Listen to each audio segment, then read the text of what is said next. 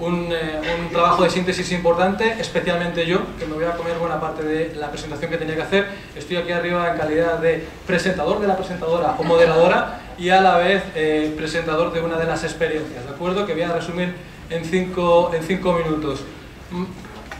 Ana Grajera va a explicar qué os vamos a hacer, os va a presentar a Leticia, yo no voy a presentar a Ana. Bueno, si pone voz radiofónica probablemente la reconoceréis porque ella es periodista, ha trabajado o trabaja o tiene experiencia en cooperación. Ella presenta El Sol, de Radio El Sol Sale por el Oeste, de Canal Extremadura Radio. Es compañera de otros lares de cuando trabajábamos en periodismo los dos y compartíamos tiempo en las ondas, en una emisora en Salamanca, pero el traerla aquí era por buscar esa vinculación entre la comunicación, el mundo del periodismo y la cooperación internacional de desarrollo. Ana me estuvo contando ayer que había estado viendo experiencias y trabajando en cooperación a través de la mano de Felcode, lo cual me congratula mucho porque creo que es muy importante que los medios de comunicación extremeños estén presentes viendo lo que se está haciendo y participando en lo que se está haciendo, por ejemplo, en América Latina. Ella viene a título personal, ha dejado a sus compañeros trabajando en El Sol esta mañana y se ha venido para acá, o sea que viene en calidad de comunicadora y amante de la cooperación más que como Canal Extremadura Radio, y darte las gracias, y desde luego, con todo el cariño del mundo, por acompañarnos hoy. Y ahora tú me das luego la palabra a mí. No, y además no es por devolver el cumplido, pero de verdad, quería también agradecer la invitación. Ya hoy no, porque vamos súper mal de tiempo y tomo conciencia de ello, pero para la próxima estaría bien quizá incorporar, como se habló de educación y de la posibilidad de incorporar al currículo la cooperación internacional, la cooperación transfronteriza. Claro, mirar esta otra parte, ¿no? La de los medios de comunicación. Es verdad que yo vengo a título personal, que siempre he hecho cooperación con las personas refugiadas en Atenas o con Felcode en Ecuador o en los campamentos de refugiados donde sea, ha sido a título personal, pero que todo lo que hacemos a título personal revierte en nuestros oficios y los enriquece. Y en el fondo quizá eso es más fácil transmitirlo a través de la radio, es decir, cómo se ejecuta esa labor humanitaria de cooperación sobre el terreno, que transmitir, por ejemplo, lo que se ha compartido aquí hoy, ¿no? En el fondo, visualmente, eran un montón de personas con chaqueta y corbata, pero en el fondo de lo que se estaba hablando era de cómo esas personas, en cooperación con otras y en conversación con otras, transforman el mundo. Entonces, visualmente, quizá no era lo más visual del mundo, lo más audiovisual, ¿no? Como alguna compañera reflexionaba antes, pero era esencialmente importantísimo. Entonces, hay una parte de trabajo en los medios de comunicación que tenemos que trabajarnos mucho para intentar traducirlo a través de las pantallas y de las ondas, porque una de las conclusiones que al menos personalmente saco después de escuchar a todas las personas que han intervenido es: solo conociendo tomamos conciencia, y eso refuerza la idea de que tomando conciencia es imposible quedarse quieto y no actuar. Por lo tanto, solo si conocemos actuaremos como ciudadanos. Y precisamente de esas aplicaciones prácticas intenta versar esta rapidísima mesa. En primer lugar, tendremos con nosotros bueno, el planteamiento que Chema esbozaba era ver los vínculos entre la cooperación internacional y la cooperación transfronteriza desde distintos enfoques. El género, en primer lugar, con Leticia, más tarde de la resolución de conflictos a través de la población civil, las migraciones, la cooperación sur-sur con el embajador de Mali, que tenemos la suerte de que esté aquí. Y comenzamos con Leticia, que es socióloga. Ella es investigadora del Instituto de Desarrollo y Cooperación de la Universidad Complutense de Madrid, especializada en el área de género y desarrollo. Además, su labor docente la encamina mucho por aquí en diferentes posgrados, en el enfoque transversal de género para la resolución de conflictos, en procesos de paz, de desarrollo. Y pensaba mucho en ella cuando escuchaba a Ricardo Darín, el actor argentino, que decía hace pocos días: si el conflicto catalán estuviera en manos de mujeres, todo cambiaría. Y yo pensaba, ¿qué opina Leticia sobre esto? Bueno, pues a lo mejor, si luego queda tiempo, nos lo puede expresar, no tanto por un enfoque genetista, sino a lo mejor por esas habilidades en las que hemos sido más o mejor entrenadas las mujeres, quién sabe.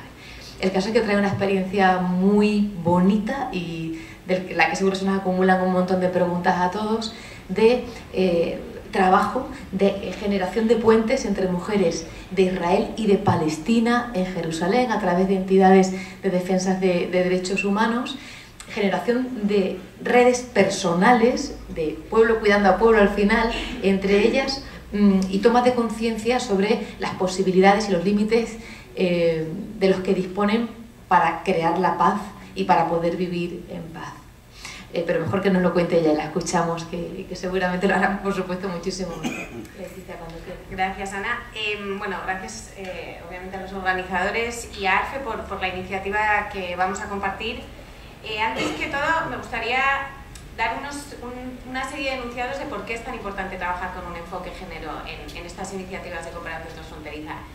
Y principalmente si venimos viendo que las fronteras han sido tradicionalmente vistas como esas regiones periféricas, con menor acceso a recursos, a estructuras, un poco alejadas de la toma de decisiones centrales, vemos que por una estructura social de relaciones de género, las mujeres hemos estado siempre más excluidas, ¿no?, de estos procedimientos. Entonces, lo que viene a plantear un poco el marco general, el marco conceptual del proyecto de las mujeres en Jerusalén es cómo aprovechar, revertir, mejor dicho, esa situación de exclusión, de periferia de esas regiones fronterizas y crear, ¿no?, si hemos visto cómo también pueden ser vistos las regiones fronterizas como escenarios, como pequeñas experimentos sociales para la integración, pues ¿por qué no llevarlo eso al plano de la igualdad de género, ¿no? ¿Por qué no llevar a esos espacios transfronterizos como mecanismos, como iniciativas en donde fomentar o promover la igualdad de género? De la misma manera, simplemente explicar un poco cómo las relaciones de género van a ir perfilando el papel que hombres y mujeres ocupamos socialmente. En concreto, en los conflictos, ¿no?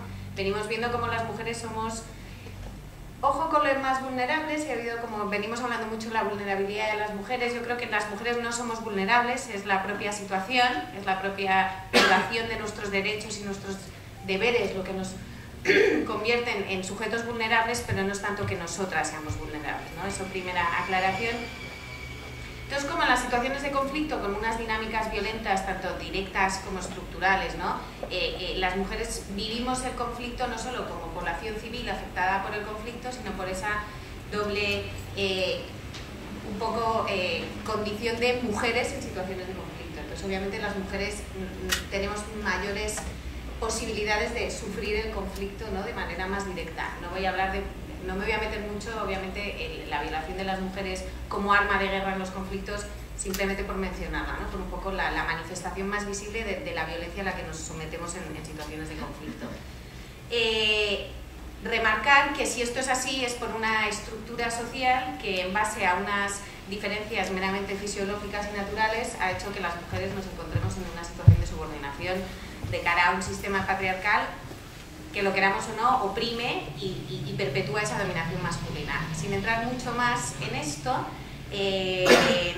lo que se viene promoviendo es que si de verdad queremos alcanzar este famoso desarrollo sostenible, alcanzar las metas proclamadas en la Agenda de Desarrollo y un poco los objetivos de la Agenda 2030, lo que tenemos que hacer es seguir trabajando por la igualdad de género y seguir asociando que un desarrollo sostenible solo es posible si de verdad se incluye a toda la población, y que para ello lo que hay que hacer es crear esas redes, crear esos espacios en donde las mujeres podamos participar, podamos establecer tanto prácticas como estratégicas. Voy muy rápido en esto, aunque me encantaría detenerme. En la universidad nos detenemos un montón en estas cosas, pero paso. Voy agilizando. En este contexto, y la ARFE, un poco por su propia concepción, estableció la necesidad de trabajar en Jerusalén. ¿Por qué Jerusalén? Jerusalén, primero, en el conflicto israelo-palestino tiene una propia connotación importante. Todos sabemos un poco, no voy a entrar en el detalle, pero bueno, la cuestión de la capitalidad, ¿no?, compartida de la propia, ¿no?, de la solución pacífica de los dos estados. Un poco pasa por gestionar o por ver qué tipo de condición adquirirá Jerusalén. Entonces, Jerusalén obviamente tiene esa naturaleza propia, porque además es un espacio fronterizo. Entonces, obviamente, esa capacidad para desarrollar iniciativas de cooperación transfronteriza, en donde en donde fomentar, ¿no?, el planificar coordinadamente a largo plazo, en donde la población esté capacitada y participe de manera activa, un poco pues todos estos enunciados que hemos visto a lo largo de la mañana y por los que también voy a pasar rápidamente. ¿Y por qué en Jerusalén también? Porque hay que destacar que en Israel-Palestina viene habiendo un movimiento de mujeres articulado, cohesionado y con muchísima capacidad de acción, que surge a principios de los años 80, pero que se consolida como tal después de la primera intifada a finales de los años 80, principios de los 90. En este marco de necesidad de aplicar un enfoque de género dentro de la cooperación transfronteriza y de sobre todo también ver cómo la cooperación transfronteriza puede ser un medio para la resolución de los conflictos, pequeño paréntesis, no nos gusta hablar tanto de resolución de los conflictos. Consideramos que la mejor manera para tratar los conflictos es que se ha de transformar los conflictos. Resolver el conflicto supone, como que nos recuerda un poco a esa visión de diplomacia tradicional del Estado, en donde dos dirigentes firman un acuerdo que al final se queda en una hoja de ruta que tiene un calado mayor o menor, pero que no, en el propio concepto no incluye esa participación activa de la sociedad civil, ¿no? Y esa participación destinada a transformar esas relaciones conflictivas hacia un nuevo escenario más pacífico, en un cambio social en donde de verdad se pueda constituir o visualizar ese nuevo escenario pacífico. Dicho esto, en este enfoque de transformar las relaciones conflictivas y de incorporar a la población, a la sociedad civil articulada en el proceso de negociación, pues la ARCE viene llevando a cabo iniciativas en Jerusalén desde el 2012, primero en materia más de desarrollo y de planificación, un poco con el fin de situar a la cooperación transfronteriza como una herramienta de esta transformación de conflictos y esta construcción de paz. Y en concreto, en el 2017, a principios de este año, llevamos a cabo un seminario internacional en Jerusalén, en donde se trabajó sobre todo en la cuestión de la seguridad inclusiva.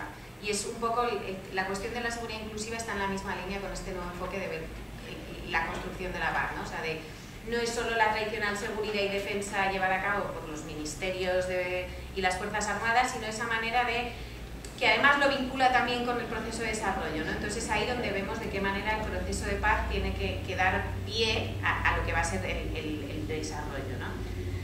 En marzo, los días 7 y 8 de marzo, tuvimos la suerte de participar unas 30-40 personas en un seminario en donde había mujeres, vamos a decir que un 50% eran mujeres israelíes, un 25% mujeres palestinas, y el otro 25% éramos mujeres europeas, en donde a través de la experiencia de mujeres que venían de los Balcanes, de Serbia, de Kosovo y alguna región fronteriza entre Suiza y Alemania, creamos ese espacio en donde poder, pues no solo que las mujeres israelo-palestinas generaran ese intercambio de ideas, ese espacio de generación de un conocimiento conjunto sobre qué visión debía adquirir las cuestiones de seguridad inclusiva en Jerusalén, todo muy centrado al uso del espacio de Jerusalén, y en donde a partir de un trabajo y de primero una generación de confianza,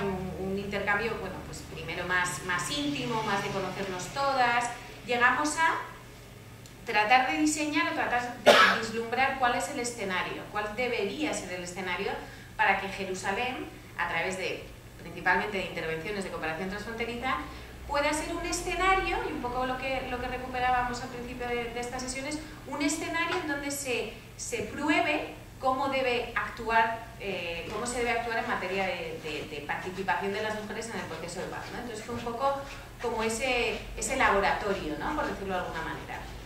Y así fue que bueno, empezamos con unas sesiones un poco más conceptuales sobre cuáles eran, ¿no?, con el fin de establecer conceptos, con el fin de establecer pues un conocimiento común. Tenemos que ser conscientes que el movimiento, o sea, las organizaciones sociales de mujeres en Israel-Palestina, obviamente hay partes de organizaciones de mujeres, como lo que hemos podido ver últimamente de la OLA, ¿no?, el Women Wage Peace, que ha hecho una marcha enorme de mujeres por todo Israel-Palestina. Hay organizaciones que están muy articuladas, medio institucionalizadas, y otras que vienen haciendo un trabajo más de base y que necesitábamos pues equiparar un poco los estándares, ¿no? Entonces, bueno, unas primeras sesiones sobre qué entendíamos por participación, por igualdad de género, por un proceso de paz participativo, y a raíz de eso, y compartiendo un poco las experiencias de las participantes europeas que venían de regiones conflictivas y encima con unas experiencias en cooperación transfronteriza, pues llegamos a la idea bueno, que obviamente somos conscientes de que las negociaciones en Israel-Palestina ahora mismo están prácticamente paralizadas, pero que no obstante no hay que descuidar el potencial que las organizaciones de la sociedad civil tienen. El movimiento, como os comentaba, de mujeres comenzó a finales de los años 80, pero tiene una capacidad y tiene una formación y tiene una ansia de seguir trabajando, que eso es en lo que queremos seguir como interfiriendo, ¿no? Entonces, bueno, las principales como conclusiones es simplemente, bueno, ¿no? Saber que no porque los estados no estén haciendo, no por esa falta de compromiso político institucional, tenemos que descuidar el papel de las organizaciones de la sociedad civil, ¿no? Algo que en un mundo de desarrollo somos cada vez más conscientes, ¿no? De que era importante incluir a la sociedad civil en todo este enfoque participativo del proceso de desarrollo, y que el caso de Israel-Palestina muestra cómo el proceso de paz, la negociación de la paz, pasa absolutamente por la inclusión de estas organizaciones de la sociedad civil articuladas con el fin de plasmar o de presentar en la mesa de negociaciones todas esas necesidades, ¿no? Más allá de las esferas institucionales. A finales de año tendremos otro viaje en Jerusalén para seguir identificando intervenciones y seguir pues aprovechando, ¿no? este primer contacto y esta fuerza, ¿no? Porque de verdad que simplemente por citar una de las mujeres israelíes decía que lo único que quieren es estar preparadas para cuando llegue la paz, ¿no? Entonces como que ellas quieren seguir trabajando, ¿no? Y es ahí en donde desde la ARF y desde iniciativas de cooperación transfronteriza queremos seguir como insistiendo. He sido lo más breve posible, cualquier cosa comentaremos. He sido rápida. Hacemos las preguntas ahora, Chema, esperamos digo porque son las 2:30 y... No, a ver, no, quiero decir que preguntas Leticia ahora o... Voy a presentar una serie de experiencias que al final, forman parte de todo este trabajo que está realizando Leticia. Dejamos la oportunidad de... Es que igual que... Sí, te dejo el mío. Damos la oportunidad, después de haber hecho la segunda de las presentaciones, 5 o 10 minutos a preguntas, y luego le damos paso al embajador que haga su presentación y con interpretación, y si hay también preguntas al embajador, pues se hacen posteriormente. Yo no me voy tampoco a enrollar demasiado, simplemente quería trasladarles dos ideas o dos mensajes.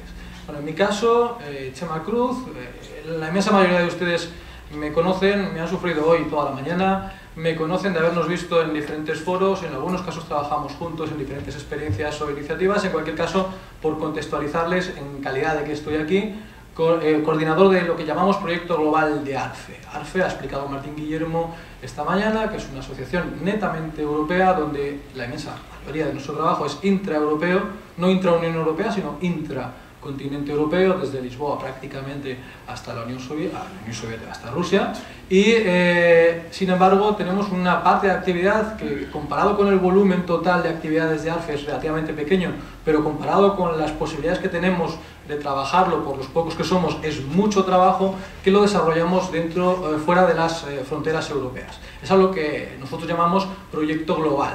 Y por lo tanto, al ser global, es muy heterogéneo. Hemos estado trabajando en África, con cooperación con el embajador de Arra, las experiencias de Jerusalén, Palestina, y estamos trabajando el macrocontinente americano, porque aunque hoy vayamos a hablar de la experiencia de Latinoamérica, vamos a seguir avanzando hacia Estados Unidos, y prácticamente si Hernando, que viene de Canadá, nos da chance a ello, ya cubrimos Canadá y ya cerramos el continente entero, ¿no? ¿Cómo conseguimos articular experiencias o proyectos de desarrollo, de cooperación transfronteriza en los diferentes territorios. Bueno, lo primero que hacemos, lo ha explicado Martín esta mañana, es hacer inventarios, hacer estudio de cómo está la cooperación transfronteriza en diferentes zonas. Y esos estudios están a disposición de ustedes. Piensen que el trabajo que tiene ARFE hoy y Chema hoy en Extremadura es poner a su disposición, organizaciones no gubernamentales extremeñas, una macro cantidad de documentación, de información, de herramientas y de estrategias que les van a permitir a ustedes, si en un momento dado deciden operar en alguna zona de frontera, en América Latina, o en África, o en Jerusalén, el poder apoyarles con esa información, incluso con otra serie de acciones. Hacemos todo el inventario. Hicimos un inventario pagado por la Comisión Europea, financiado por la Comisión Europea en Sudamérica, y otro en Centroamérica con el SICA, con el Sistema de Integración Centroamericana. Y luego, a partir de ese inventario y ver cómo está la cooperación transfronteriza, se van eligiendo zonas donde la cooperación transfronteriza es especialmente interesante, porque sea muy buena, o porque haya muchísimas necesidades, o porque, como en este caso, sea especialmente interesante para la cooperación extremeña. Y tenemos uno de los proyectos que forman parte del proyecto global, que al fin y al cabo es una suma de proyectos coordinados, uno financiado por la Agencia Extremeña de Cooperación, que es el que hoy estamos presentando, que se ciñe a una serie de fronteras que son de especial interés para la cooperación extremeña. Bien porque son países preferentes o prioritarios, bien porque intuyen que a ustedes, como organizaciones no gubernamentales extremeñas, les puede interesar. Por lo tanto, al final vamos jalando, como dice en América Latina, vamos agarrando líneas de cooperación internacional, una de la Unión Europea a través de la Comunidad Andina, programa IMPANDES que ha presentado el secretario general, otra cooperación de Extremadura, otras líneas de cooperación, y al final vamos armando diferentes proyectos que alguien, en este caso el equipo de ARFE, tiene la obligación de dar una cierta lógica y de interconectar, aunque sean difícilmente interconectables, como puede ser la realidad de las mujeres en Palestina e Israel, y la realidad de la colaboración entre pequeñas y medianas empresas entre Brasil y Argentina. Pero hay elementos comunes y la cooperación transfronteriza, las lógicas de cooperación transfronteriza son ese denominador común. Bien, por ceñirme, por haberles explicado dónde hemos estado trabajando en Brasil, hemos estado trabajando en Argentina, en Paraguay, toda la zona andina, Centroamérica, México. Ahora me gustaría rápidamente ceñirme a este proyecto que trabajamos con la AESTIR, que tiene... La presentación tiene dos objetivos principales. Un objetivo que es favorecer el desarrollo, por un lado, en zonas de frontera. Algo que habrán escuchado esta mañana y que tienen que tener ustedes en cuenta es las zonas de frontera. Aparte de tener una casuística, una serie de problemas delimitantes especiales, propios, además ustedes viven en una zona de frontera, aunque sea en un país desarrollado. Ven ustedes que las infraestructuras son menores que en el centro, que el desarrollo económico es menor que en el centro. Trasladen esa realidad a una América Latina o un África. Lo que nos encontramos, y tenemos por ejemplo a una persona que viene de la frontera entre Ecuador y Colombia, José, que está ahí, que trae FELCODE y que está en Plasencia en los próximos días. La realidad de esa frontera, por ejemplo, en el lado colombiano es, según hemos visto y nos cuentan, en el departamento de Nariño, que es una zona del sur de Colombia, más o menos la tasa de desarrollo, el índice de desarrollo es aproximadamente del 40% con respecto a la media nacional. ¿De acuerdo? Más o menos. Y en las zonas de frontera, es decir, los pequeños municipios pegados a la línea de frontera, más o menos el desarrollo está a la mitad de lo que está en la cabeza del departamento, con lo cual estamos hablando de las zonas probablemente más empobrecidas de América Latina. Hay excepciones, pero las zonas más empobrecidas, con lo cual es importante estar trabajando ahí. Luego hay un segundo elemento, que es el que me gustaría que se llevasen de conclusión esta mañana, que es si nosotros agarramos las lógicas de cooperación internacional y a la cooperación internacional como son ustedes, unos financiando y otros ejecutando, y las lógicas de la cooperación transfronteriza, podemos hacer un melange, como decimos en Bruselas, podemos hacer un mejunje, como se puede decir aquí, una mezcla muy interesante. El segundo objetivo de nuestro proyecto es, más allá de lo que nosotros podamos ejecutar en fronteras, son ustedes, que al fin y al cabo son agencias extremeñas de cooperación y ONGs extremeñas a las que les queremos dar cabida para que entren en las diferentes iniciativas que estamos desarrollando en diferentes zonas de frontera. Rápidamente, contarles, no me da tiempo ni siquiera a referenciarlo sobre el documento, pero contarles que hemos estado trabajando 4 zonas de frontera en el marco del proyecto con la SCID en el caso de América Latina, y la frontera que ya he explicado, que ni siquiera es una frontera en sí, pero la realidad de Jerusalén que ya ha explicado Leticia. De las 4 zonas en las que estamos operando con la SCID, 4 territorios, en América hay uno que es especialmente complicado por la casuística actual, que era el caso de Colombia y un relacionamiento con Estados Unidos, que estamos haciendo un mínimo trabajo casi de alcantarillado ahí por detrás sin que nadie se entere, tratar de poner en contacto organizaciones de la sociedad civil cubanas y de Estados Unidos, universidades, ONGs, que empiecen sabiendo que la dinámica internacional no permite, y nacional entre los 2 estados no permite hacer nada, ellas vayan allanando el camino a una cooperación, pero sobre todo hay 3 zonas de frontera en las que hemos estado trabajando, que yo creo que muchas las hemos estado referenciando hoy, que son especialmente interesantes. Hemos trabajado Bolivia-Brasil con el apoyo y la experiencia de SEBRAE, además en una combinación con el proyecto de Luis entre Brasil y Argentina, promoviendo innovación agroproductiva.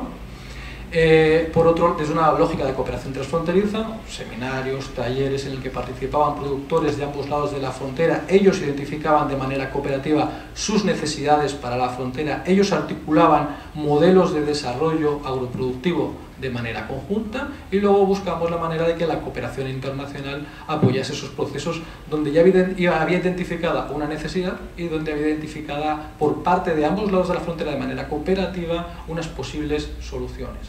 Creo que es, digamos, una de las experiencias más interesantes. Otra experiencia muy interesante donde llevamos mucho tiempo trabajando es la frontera colombo-ecuatoriana, donde ya existen unas lógicas de cooperación transfronteriza relativamente avanzadas y donde hemos estado en los últimos meses con el apoyo de la SCID, después de haber apoyado a los gobiernos locales, pero especialmente regionales, lo que entendemos aquí por regionales, provinciales, a que colaboren, a que se articulen a ambos lados de la frontera. Ahora lo estamos haciendo con los municipios y con la sociedad civil. Y esto es especialmente importante en este momento, en esa frontera, porque estamos en una situación de post-conflicto en Colombia, donde Ecuador ha sufrido y ha vivido también lo que ha sido el conflicto. Tenemos una población desplazada en el lado ecuatoriano, tenemos unas lógicas de cooperación transfronteriza que van a permitir primero el desarrollo de una zona que estaba poco desarrollada, entre otras cosas por el conflicto, y luego solucionar desde una lógica de cooperación transfronteriza el problema que ha supuesto una migración de una población desplazada. Pero en cualquier caso, tendremos tiempo, si quieren después, o si quiere hacer alguna intervención José, de hablar de eso. Y la experiencia que yo quería contarles, el último caso, que es la que yo le voy a dedicar mis 15 minutos más las preguntas, que no va a haber porque no hay tiempo, es el contarles que hemos trabajado en la que, supongo Martín, sí, lo sé porque lo hemos comentado en los viajes, comparte conmigo, probablemente sea la frontera, yo creo que más dura que hace años que vemos en la América Latina, que es la frontera sur de México, en este caso en frontera con Guatemala. Y ya son años recorriendo fronteras, en América Latina, y es la frontera probablemente más dura. Ahí llegamos sabiendo que había un problema relacionado con las migraciones, pero con la idea de analizar primero todo tipo de vulnerabilidades. Y las tienen de todo tipo. Tienen las normales, habituales, en una zona de frontera empobrecida, es decir, vulnerabilidades de corte socioeconómico, tienen vulnerabilidades ambientales, tienen ríos que comparten 2 países como es Guatemala y como es México, que hay que gestionar de manera conjunta, y eso hay que solucionarlo porque hay problemas de contaminación, porque se puede trabajar lógicas de combatir cambio climático, pero a eso le sumamos una serie de problemas o de vulnerabilidades ligadas a la migración.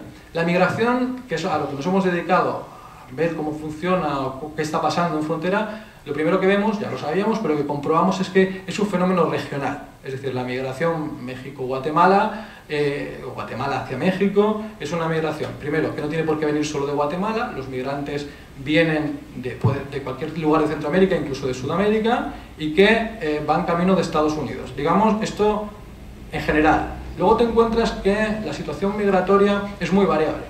Tienes gente que viene de Sudamérica hacia Estados Unidos, de Centroamérica y se queda en México, de México que va a Estados Unidos.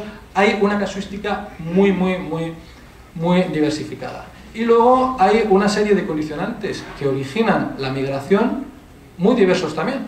Tienes emigrantes económicos, tienes emigrantes por efecto de catástrofes naturales que se están multiplicando por el cambio climático, tienes migraciones de personas que están huyendo de situaciones de acoso, de violencia por su condición sexual.